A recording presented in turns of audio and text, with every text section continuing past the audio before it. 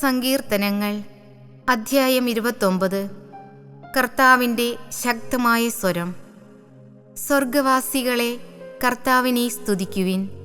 മഹത്വവും ശക്തിയും അവിടുത്തേതെന്ന് പ്രഘോഷിക്കുവിൻ.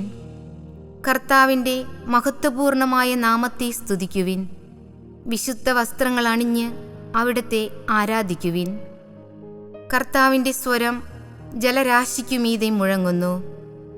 ജലസഞ്ചയങ്ങൾക്കുമീതെ മഹത്വത്തിൻ്റെ ദൈവം ഇടിനാദം മുഴക്കുന്നു.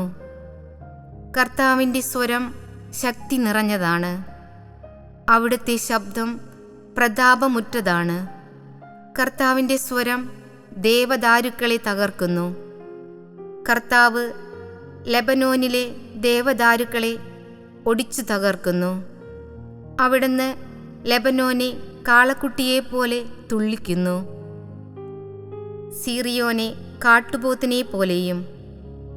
കർത്താവിൻ്റെ സ്വരം അഗ്നിജ്വാലകൾ പുറപ്പെടുവിക്കുന്നു.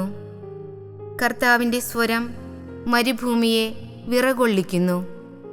കർത്താവ് കാദേശ് മരുഭൂമിയെ നടുക്കുന്നു. കർത്താവിൻ്റെ സ്വരം ഓക്കുമരങ്ങളെ ചുഴറ്റുന്നു.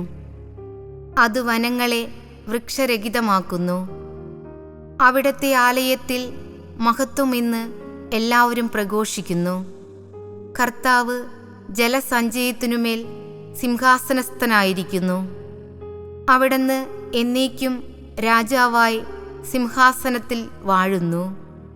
കർത്താവ് തൻ്റെ ജനത്തിന് ശക്തി പ്രദാനം ചെയ്യട്ടെ.